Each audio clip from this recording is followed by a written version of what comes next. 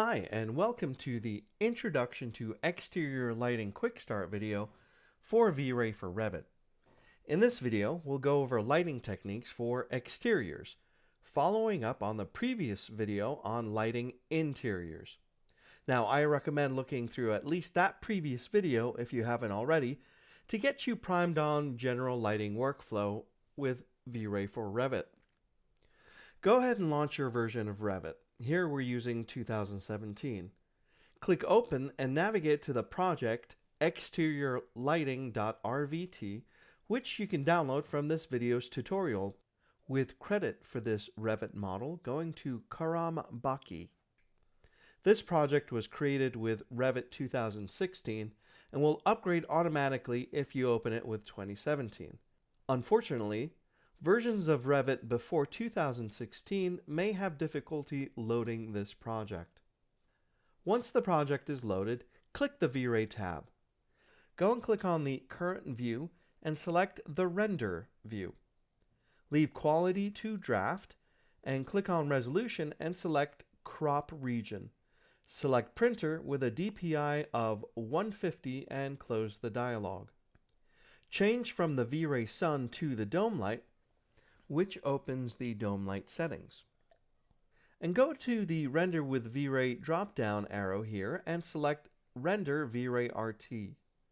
The render starts and shows us a plain dome color, so click Use HDR Image for a more dynamic lighting.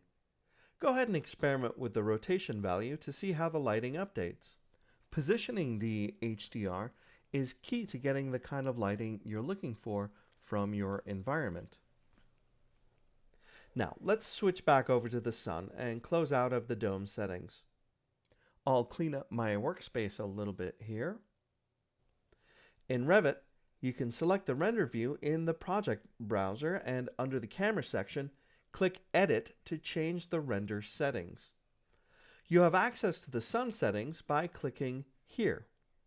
Change the azimuth to 180 and click Apply, and the RT render will update and show a new lighting scheme. Set the altitude to 54 and click Apply to get the sun higher in the sky.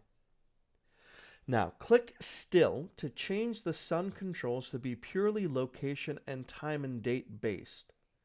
Change the month to 6 for June and the time to 10 a.m. and click Apply.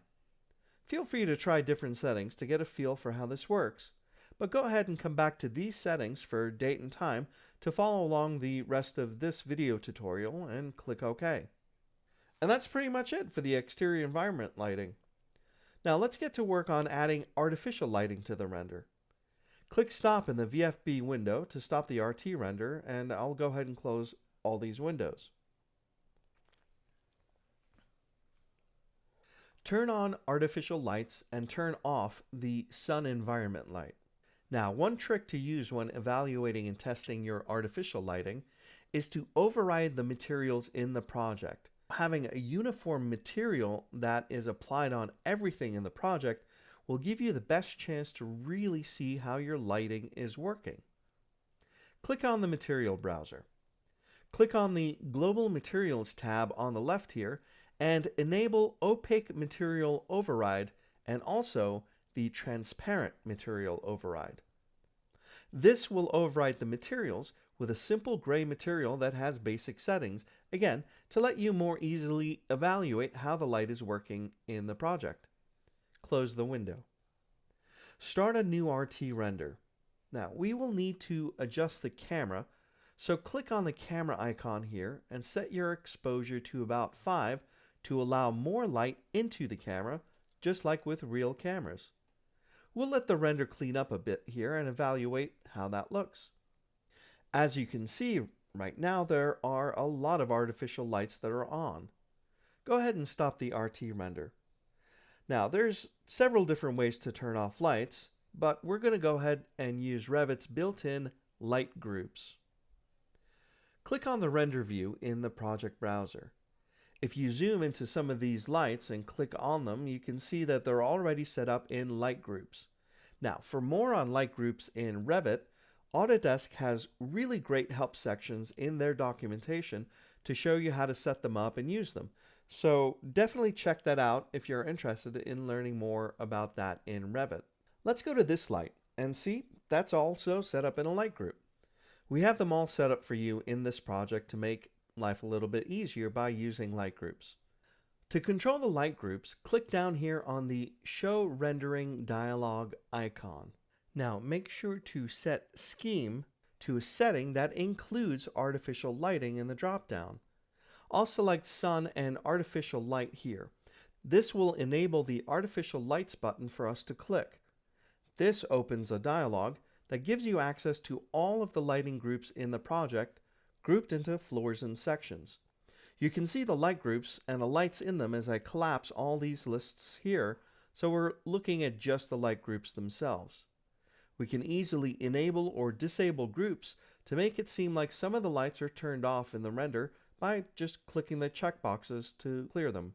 Now I'm going to turn off a few random lights here, including some lights that you just can't see in this view anyway. That'll of course help with render times. Now once you're happy with the light groups that you've turned off, click OK and close out of this window too. Switch over to the default 3D view and restart the RT render. I'll bring back the VFB and you can see some of the lights are now indeed off. Okay, let's get something in the background. Click on the No Light pull down and select the sun for the environment light. We want to give this a nighttime sky, so this is obviously way too bright since we set the exposure on the camera to 5 earlier. So instead of adjusting the exposure on the camera, I'm going to set the sun intensity to something really small, 0.0001. This gives a nice gradient night sky in the background. Now, of course, you can use an HDR instead of the sun, and that'll look more realistic, especially with a good nighttime HDR image. So, the test RT rendering is coming out like I like it, so I'll stop the RT to start a final rendering. Close the sun settings. Change the quality to medium, but leave the resolution as is. Now, to turn off the material overrides, let's go to the Material Browser and check these two overrides off and then close the dialog.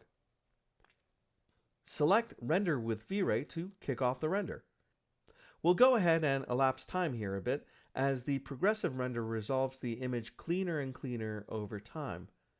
You can of course stop the render at any time you wish once you achieve the quality level that you like. And here we are, a very clean rendering after allowing the render to run for a bit. Thank you for joining us for this quick start video on exterior lighting with V-Ray for Revit.